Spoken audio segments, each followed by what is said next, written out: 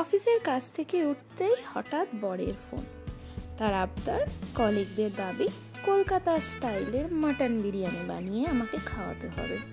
কি আর করার, একটু ফ্রেশ হয়ে লেগে পড়লাম বিরিয়ানি বানানোর জন্য।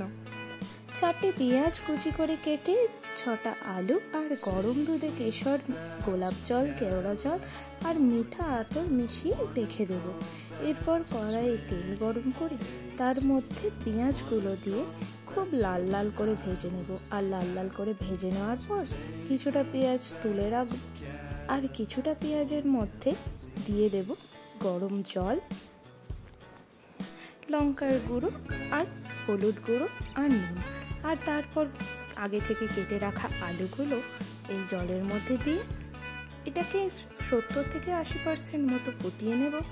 আর তারপর ডিম নিয়ে সেগুলোকে ফুটিয়ে খোসা ছাড়িয়ে রেখে দেবো, কারণ আমাদের কলকাতা বিরিয়ানিতে তো ডিমটা লাগবেই। ডিম আর আলুর জন্য এটা বেসিক্যালি ফেমাস।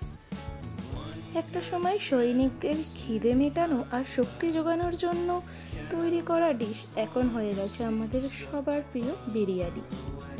কিন্তু আগে কোনো এরকম মশলা বা এত কিছু ফ্লেভারের ব্যবস্থা ছিল না। তবে এখন এখানে ফ্লেভার আর মশলা অ্যাড করে কিন্তু এটা এতটাই টেস্টি হয়ে গেছে। এবার ওই গ্রেভিটার মধ্যে দিয়ে দেব আদা রসুন কাঁচা লঙ্কা পেস্ট, নুন, আর তারপর মাটনগুলো দিয়ে খুব ভালো করে মাটনটাকে সেদ্ধ করে নেব। আর আরেকদিকে বিরিয়ানি মশলা দিয়ে আর লেবু চিপে জলটা টকবক করে ফুটে আসলে দিয়ে দেব 1 ঘন্টা আগে ভিজিয়ে রাখা চালটা।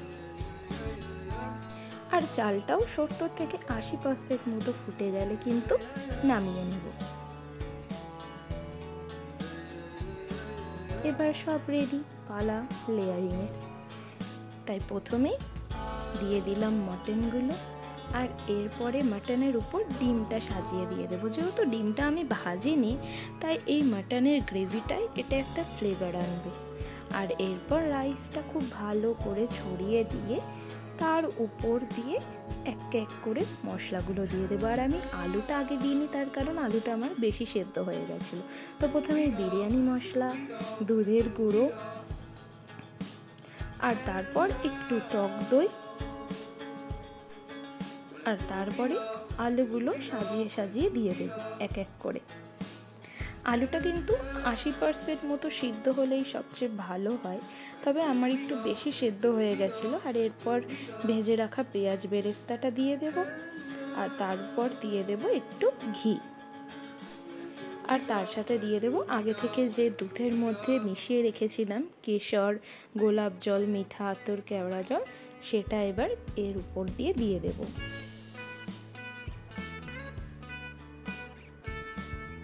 এবার আমাদের বিরিয়ানির লেয়ারিং রেডি। এইবার এটাকে দমে বসিয়ে রাখবো মোটামুটি 20 থেকে 25 মিনিট। এই যে দেখো আমাদের বিরিয়ানি তৈরি।